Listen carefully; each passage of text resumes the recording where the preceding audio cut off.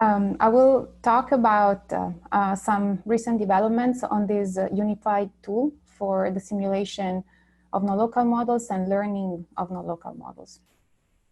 This is a brief outline of the talk. Since probably not everybody is familiar with nonlocal models, I thought I was gonna give a very brief introduction. And then I will talk about the challenges. And then I will focus on these nonlocal physics-informed neural networks and provide an overview of our unified nonlocal calculus and how we use it in this unified computational tool. These are my collaborators. Guofei from Brown is the main contributor for this talk. For the theoretical part, Haley and Mimicking. Haley was our intern, Mimicking is our Fonama fellow at Sandia. And our collaborators are also Mike Parks and George Karniadakis. All right, so nonlocal models are descriptions where the state of a system at a point in space and time depends on a neighborhood of points. So a description in space of this is the picture on the right, where you can see that a point in a domain interacts with a neighborhood, which is usually a Euclidean ball. So this means that interactions can occur at distance and without contact. Solutions of these models can be irregular, so they don't have to be differentiable. They can have singularities, they can have discontinuities. I'm going to provide two examples to show you how these models can capture effects where PDE fail.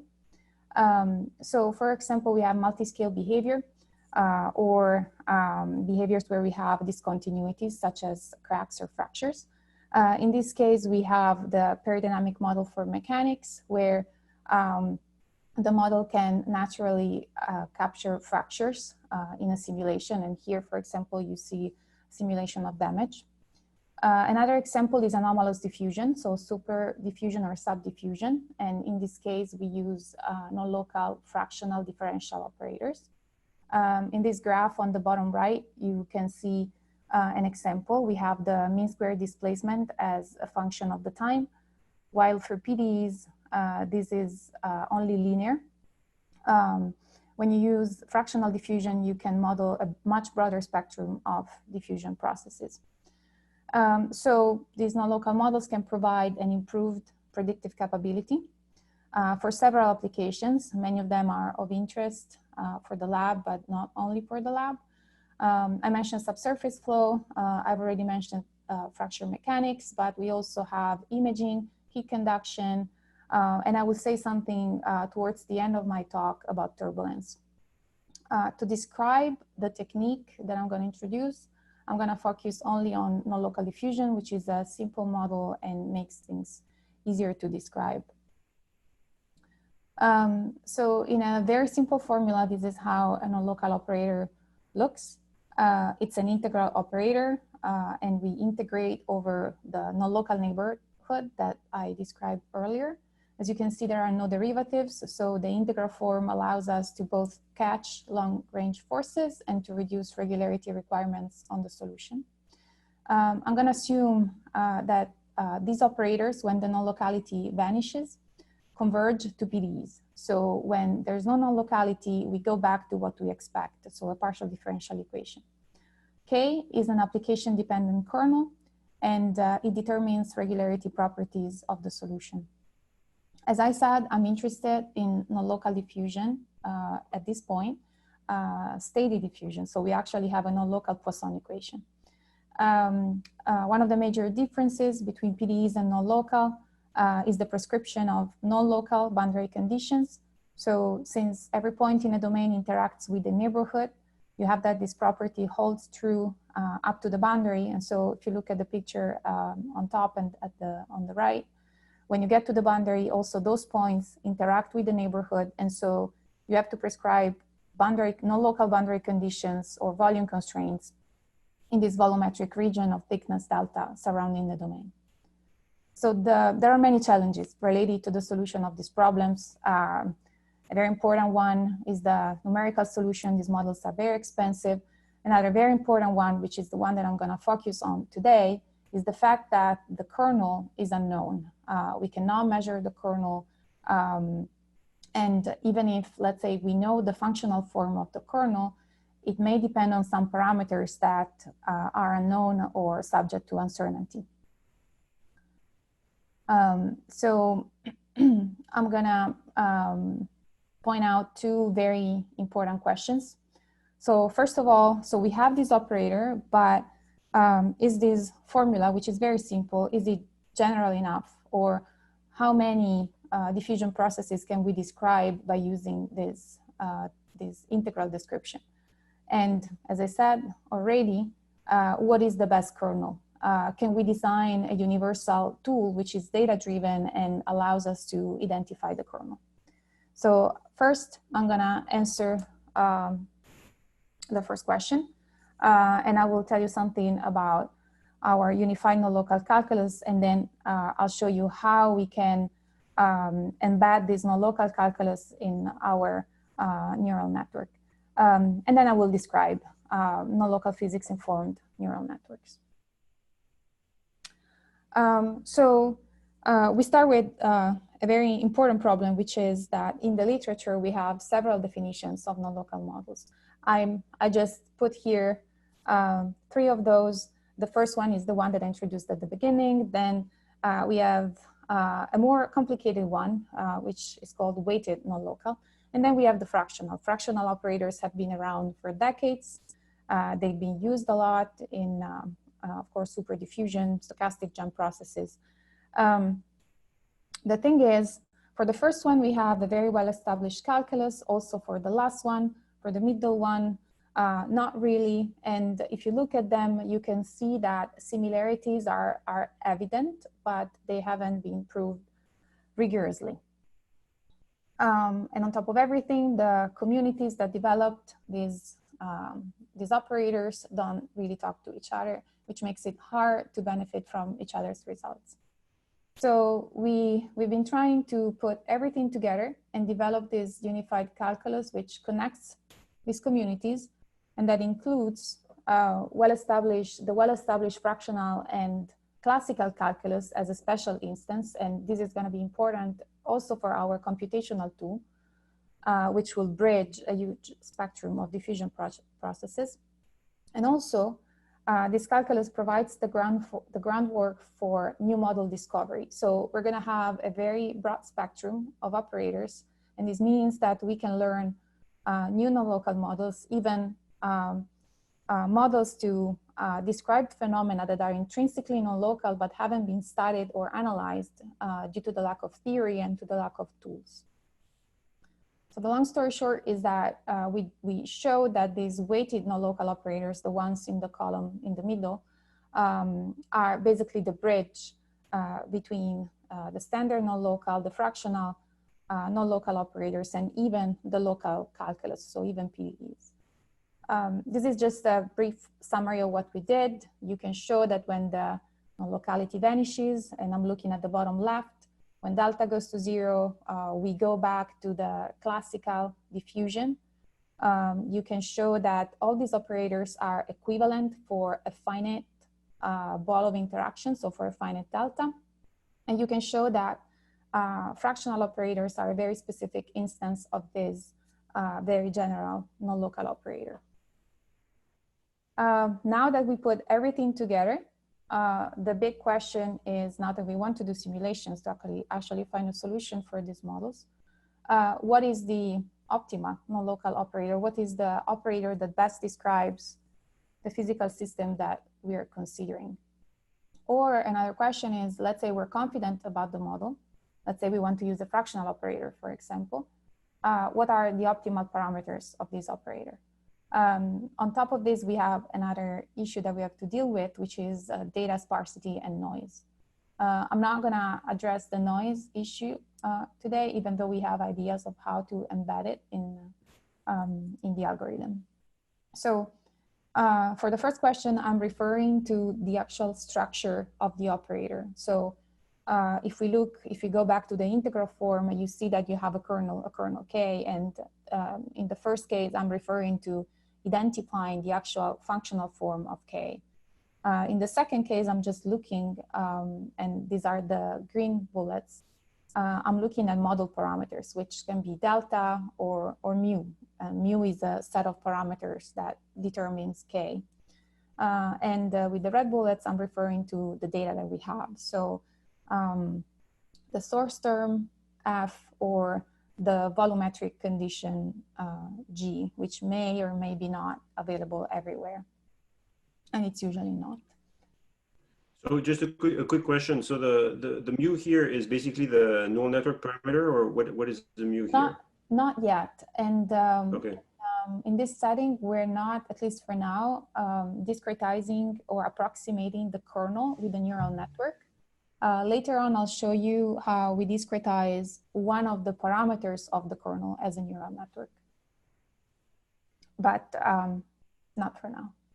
So here mu is just a generic parameter. I mean, it's not anything mu specific. Is exactly a set of parameters that determines the kernel. And if you think of fractional, it can be, for example, the decay rate of the kernel. I see. So what we propose to do is to combine machine learning and physical principle. We already know that this is a winning strategy, but we also want to give even more structure so that the algorithm that we have is mathematically rigorous and physically consistent. And so we're going to combine the structure provided by the unified calculus and versatile surrogates, which in our case are going to be neural networks, but they don't have to be. I mean, in this framework, we can use pretty much any surrogate.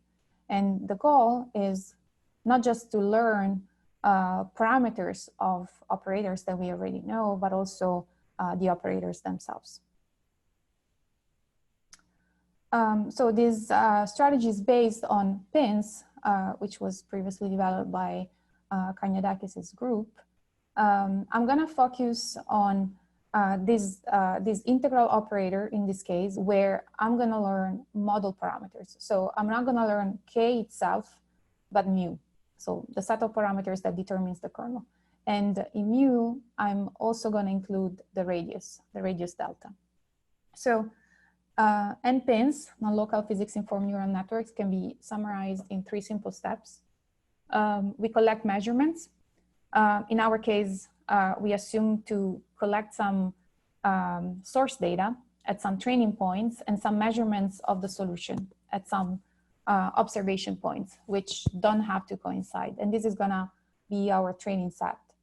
Then we approximate the solution with a neural network. But once again, you can apply exactly the same algorithm by approximating U with any other surrogate. And then we minimize a loss function, which has 2 components. A physics component, basically the residual of the nonlocal equation, and a data component. So in this case, we minimize the misfit between the neural net and the data that we have. So Eric, to go back to your question, what's approximated by a neural network is the solution and not the kernel for now. Okay, so yeah, thanks, thank you. Sure. So we have 2 contributions. The first one acts as some sort of regularization in this case. So the residual acts as a sort of regularization. And on top of this, since L has a specific structure that comes from the unified calculus, we know that we're gonna get something consistent. And even when we add specific constraints on L, we know that we're gonna get something well posed. So some properties of this technique, even though we are not gonna use non-local PINNs to solve forward problems, this is not encouraged at all because of computational costs. We wanted to make sure that if used for forward problems, nPINNs is as accurate or has the same convergence behavior as a forward discretization. So the graph that you see here is the convergence of the error with respect to a manufacturer solution that we assume to have with respect to the number of training points. So the curves are non-local PINNs, the red one, F PINNs, the blue one, and I'm gonna tell you what it is, and a standard finite difference discretization for a fractional problem. So in this case, we're applying nPINNs to non-local fractional operators. fPINNs is a technique previously developed, and Wu Fei was one of the main authors, that deals only with fractional operators. So with a very specific instance of that operator that I introduced. And when I said that our calculus includes as a special instance the fractional and classical calculus, and we were going to see this reflected in our simulations, this is exactly what you're observing. So fPINNs is an instance of these non-local pins. So the point is, as the number of training points increases, we see, and by the way, we use for the finite difference method, the discretization points are going to be the training points because there's no concept of training in finite differences clearly. But the point is we're using the same amount of information. As you can see, the convergence behavior is exactly the same. Even though at some point, and this is expected because of the optimization problem, nPINNs as fPINNs reaches stagnation. Another important property is that this method is not tied to any discretization. As soon as you have your favorite non-local discretization tool, you can just plug it in. And so nPINNs requires minimal implementation effort. And it can handle sparsity. Question, sorry. Yes. This is Nat Trask from Sandia. What's the activation function that you're using? Because aren't you forcing it to be continuous by using a neural network? Yeah, that's, we're using, I think in this case, we're using hyperbolic tangent. In this case, we have only, so I'll show you an example with a discontinuous solution. Oh no, I don't have it, but we did test it for forward problems on a discontinuous solution, but I don't have it in my presentation, even though I can send you the preprint so that you can see that. Yeah, but I don't have it. I don't have it here. Thanks. Yeah. And another thing I wanted to mention, so we are dealing with sparse data, but once again, we're not addressing noise in this for now. We have only some preliminary results. So to describe the first set of examples, I'm gonna use a very simple operator where once again, I assume to know the functional form of K, but I don't know its parameters. So this is the operator that I'm gonna use. It's very similar to a fractional operator. The parameters are delta, so the size of the ball, and S, the decay rate. This operator is in the spirit of this unified non-local calculus because it has these very nice properties as delta goes to 0. So if you properly tune the constant, as delta goes to 0, this operator goes to the Laplacian. As delta goes to infinity, it goes to the fractional Laplacian. So we had to modify the standard constants for these operators so that these two limits happen at the same time. So for the same constant. So here, I just have a quick question. So I don't remember exactly the formulas now, but if you play with the exponent n plus 2s, you can also get either classical or fractional, right? Exactly. Right. Because, exactly. Right. So it goes both ways. And that's why this is some sort of superset. So on the graph here, you can see that you fix S and you play with delta. When delta is very small, it's the flat curve and it's on top of the Laplacian. When delta gets bigger and bigger, you're approaching the fractional Laplacian. But you can do, you can, for example, stop at the very, very big delta and play with S. And when S goes to 0, you're approaching an identity map. And when S goes to 1, you approach, once again, the classical Laplacian. That's why you can span a broad range. And this is also why we're going to observe the operator mimicking phenomenon. So as you move in this parameter space of S and delta, you're going to end up in points where the action of the operator is very, very similar. And we can exploit this property to improve our simulations, and I'll tell you why. All right, so this is a very simple test. You don't have to read the problem setting. I can tell you more about it. So I'll try to describe in detail what you're seeing here. So we're using a manufacturer solution. So we start from a true value of the parameters, delta and S, which is reported in the second line. In correspondence of these true parameters, we generate a manufactured solution that is going to be used for generating the observations. And then, starting from 3 initial guesses, which are the 3 graphs that you see here, we run the algorithm, and as you see, we move as the algorithm proceeds. We move in the parameter space. The red dot is the initial guess. The yellowish dot is the optimal value given by nPINNs, and the black star is the true value that we would like to reproduce. So in the first 2 cases, for the first 2 initial guesses, we get very close to the true value. And since we have a manufactured solution, we can see what's the error of the solution corresponding to that optimal pair. And we see that and this is E1 and E2 on the right, and you see that the accuracy is very similar. In the third case, we don't actually end up on our true pair. But if we look at the discretization error, or at the error with respect to the manufactured solution, that's also pretty small, or it's close to the other 2.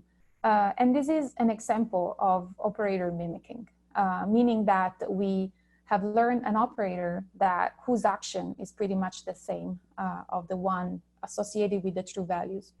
Now, in this specific case, we don't gain much. We don't get much out of it. But if we're trying to reproduce something that is fractional, so when delta is infinity, and we find out that we have an operator with finite delta and with a small delta that has the same effect, we can use this, because simulating something with a finite delta is much cheaper than simulating something with an infinite delta, because we have to deal with infinite domain that have to be approximated, and we have to use some tricks. All right.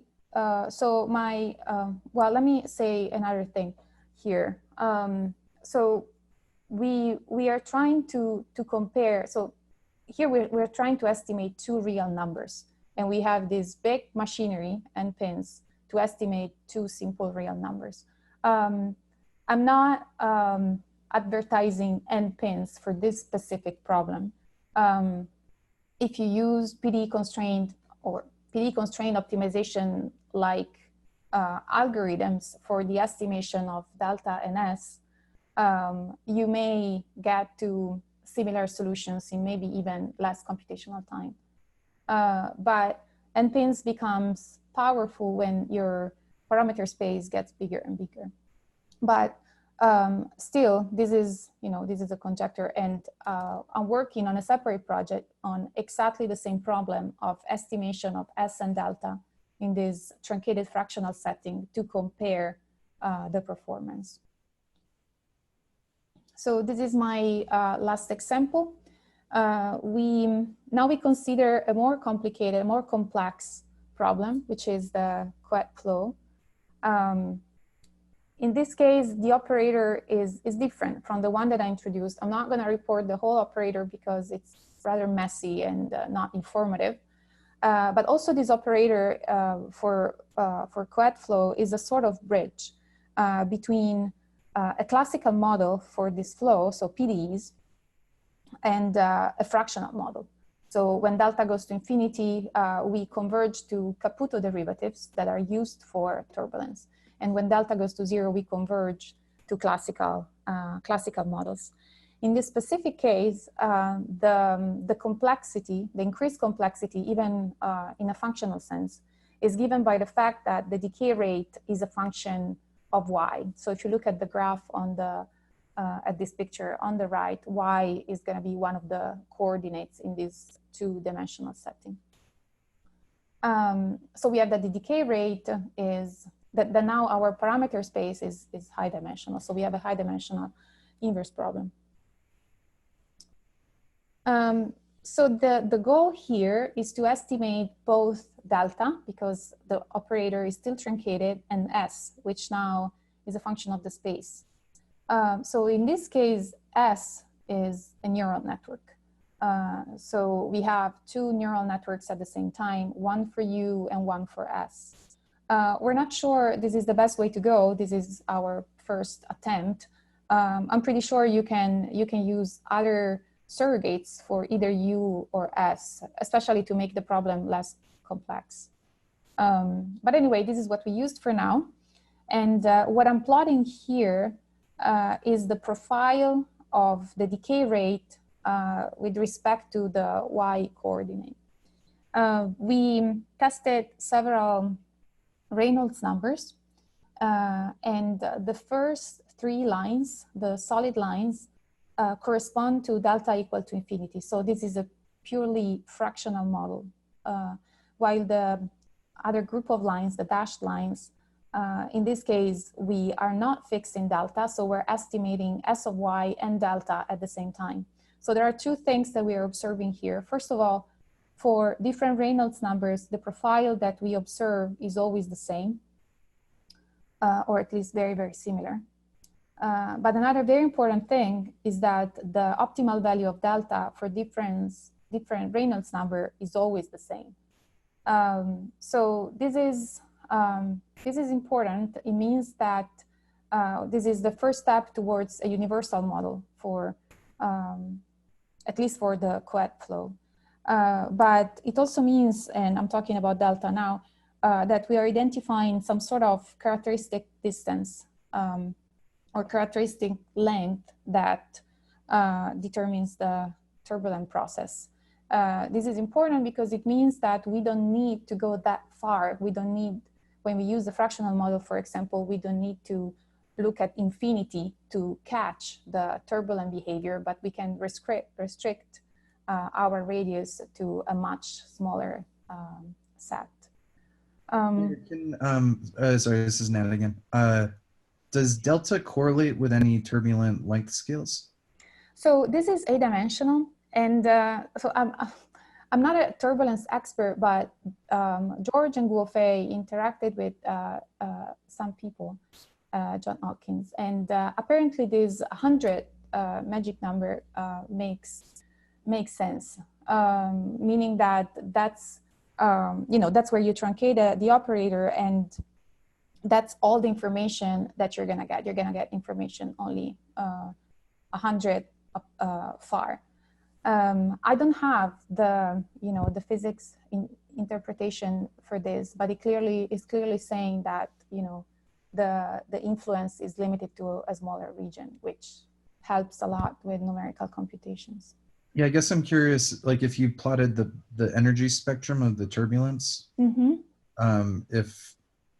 if delta is the smallest length scale that you would actually see in the turbulent flow or not. Yeah, we should definitely do that because that's actually what we're after, finding some characteristic length of the turbulent process. So this is a good suggestion. Thank you, Nat. Hi, Martha, this is Panos. Hi, Panos. Can I make a quick comment about this? Yes. So probably this delta is not the smallest length scale. It has to do with how far you have to go from the wall to reach basically the point where the wall does not have an effect. So yeah, exactly. That's exactly what I mean. Yes, I expect. Yeah, so what I expect is that as the Reynolds number grows more, not just this range, but more, this delta will grow because you need to go further and further away to forget about the turbulent boundary layer. Yeah. So, and yeah. But so maybe yes. So for the numbers, for the Reynolds numbers that you have here, because they are not very different, you find the value of delta that is more or less around 100. But I don't know. It is a similar range of Reynolds numbers. Yes. I'm curious to see what happens when we go, much higher than that. Of course, this is the Taylor Reynolds number. The Taylor Reynolds. Yes. Okay. So those actually could correspond to the actual Reynolds number on a much larger range. Okay. So, but anyway, yeah, it will be interesting to see how this thing scales as you increase the Reynolds number. Yes. Yeah. Yeah. Thank you. So I have a question about the your fractional L tilde here. What does that correspond to? This equation L tilde U equal to 1. So U is the velocity, right? And what? So what is this equation? Yeah, this is the shear stress equation. It's telling. I mean, it's all adimensional. I know it doesn't tell you anything, but I can send you the actual equations. You can come up with this constant based on the local equation and say the local shear stress is you know. No, but why is it that there is a varying S of Y? So basically it's a fractional with a varying index, right? Exactly. It's a variable order operator, truncated. And where does where does the fractional aspect come from in this application? Why is S of Y varying? It's varying because you're expecting different decay rates as you move far from the wall. Like when you're close to 0, you're expecting this to be your S to be almost 1, and then decaying as you move far. One corresponds to pure diffusion. Yes. Okay, I mean, not pure, yes, to the linear pure stress. PDs, Yes, PDs, let's say. Yes, so I think what it captures is the fact that as you move away from the wall, you have, if you wish, eddies of different length scale.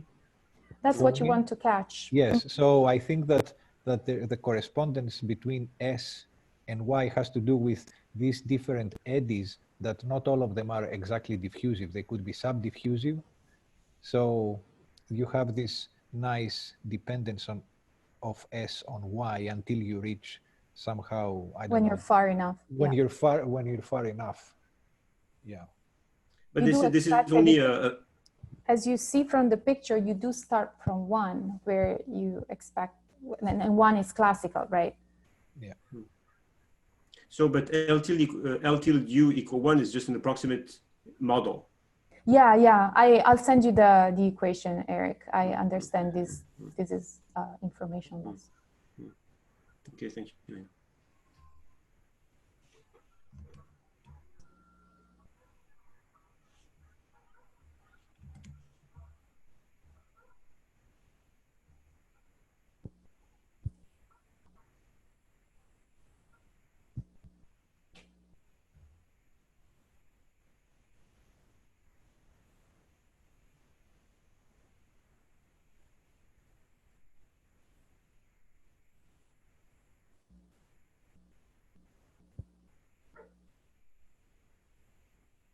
Hello?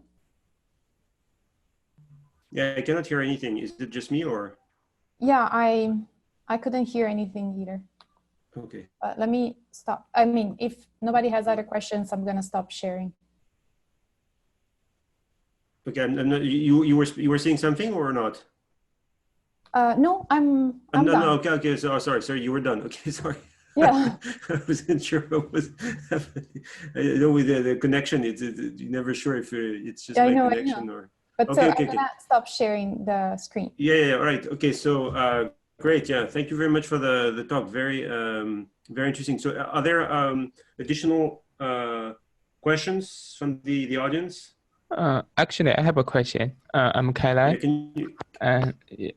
Yeah, Kailai. My question is that when you estimate those S using physics-informed neural network, did you observe like different performance for different S? Like if S is very close to 0 or very close to 1, do you encounter any difficulty there? No, not in terms of S. Different S's in the range didn't have different performances. Okay, even if it is very close to 0 or 1. No, I can double check with GuoFei, but it was not affected by that. I understand where your question comes from, okay. because instead with the PDE approach, based optimization approach, the problem does become more difficult. Okay, thank you. Yeah, so I just have a quick question about this parameter beta you had at the beginning. So you can go back in your slides. Yeah, so I put for the pin. Yeah, let me share it again. And I was just wondering. So what we're doing right now is actually, let me, can you see my screen now? Yeah, it's back. So what we're doing here now, yeah, I should have removed it because we're basically considering a relative value here. So the first term is divided by the norm of f, and the second term is divided by the norm of um. So there are no penalization parameters here. Oh, I see. Okay, any other question? Otherwise, we need to move to our last talk for this morning. We're a little bit behind schedule.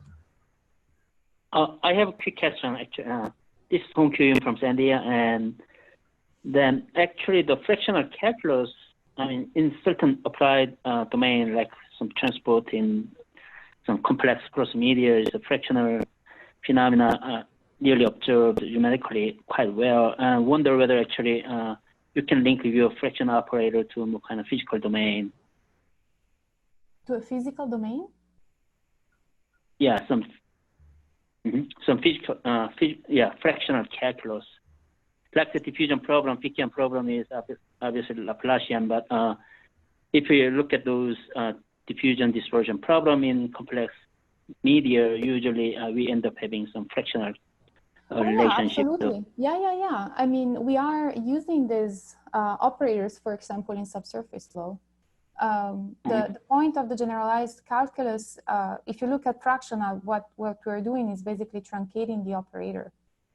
Instead of integrating over Rn, you just integrate over a neighborhood. And as this neighborhood becomes bigger and bigger, the operators are equivalent.